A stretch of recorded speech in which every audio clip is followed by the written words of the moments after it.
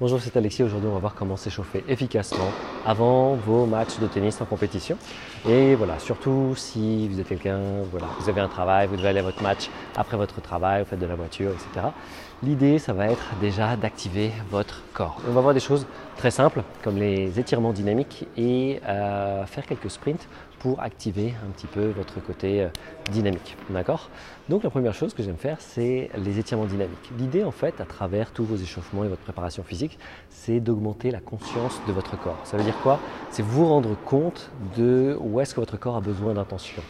Où est-ce qu'il est un petit peu coincé? Qu'est-ce qui se passe? Donc c'est une pratique même à faire tous les jours, tous les matins, de savoir un peu, ça pourrait être un réveil musculaire ou autre, mais c'est de vous rendre compte, tiens mon corps, ah ouais il est un petit peu bloqué là, ah ouais là j'ai une petite élongation, ah voici ce qui se passe ici, j'ai du mal à bouger, ah ouais ici là, dans mon psoas, dans mes hanches c'est un peu bloqué, il faut que je bouge cette partie. Donc en développant ça, vous allez éviter les blessures et vous permettre de vous sentir beaucoup mieux dans votre corps et d'utiliser pleinement le potentiel de votre corps. C'est beaucoup plus agréable lorsque vous utilisez pleinement le potentiel de votre corps. Donc, une des choses à faire, c'est par exemple simplement trottiner, vous échauffer, augmenter la température de votre corps. Vous pouvez aussi utiliser tout simplement une corde à sauter et commencer à faire la corde, voilà, facilement comme ça. Vous pouvez faire des sprints aussi, ça vous permet de vous activer.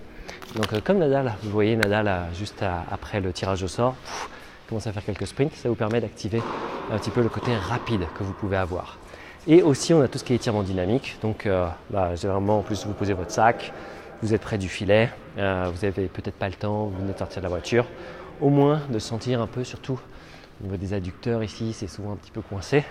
Et voilà, vous mettre ici et faire ces étirements dynamiques. Vous voyez les gars, les pros, il y a des vidéos de Djokovic ou Berdych. Vous les voyez faire un petit peu ce genre de choses comme ça. Et aussi comme ça, dans ce sens-là. Et voilà, ça vous permet de vous déverrouiller un petit peu.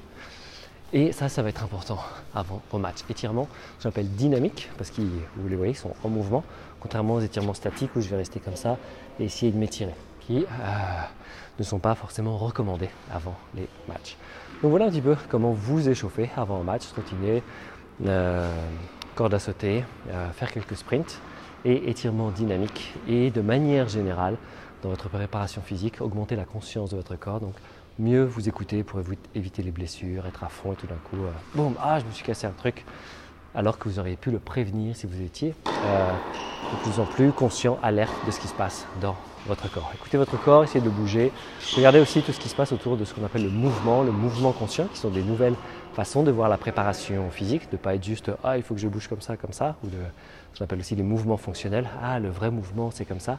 On a une pratique qui s'appelle le mouvement, ça vient notamment de quelqu'un qui s'appelle Ido Portal. En France, on a quelqu'un qui s'appelle Clément de Mouvement Conscient, qui est un petit peu la voix de tout ça. Et l'idée, c'est de sortir des schémas et pouvoir bouger, être capable de bouger dans tous les sens. Je vous invite à regarder tout ça pour aller plus loin. Et sinon, voilà, votre échauffement, n'oubliez pas de le faire, c'est impératif pour bien vous comprendre, bien comprendre votre corps. Et voilà, il n'y a rien d'exceptionnel dans ces échauffements-là, mais faites-les, ils sont absolument nécessaires. Et bon match à vous. À très vite et n'hésitez pas à vous abonner à la chaîne YouTube et à vous abonner aux cours par email avec les vidéos qui vous seront envoyées, qui vous sont offertes. À très vite. Ciao.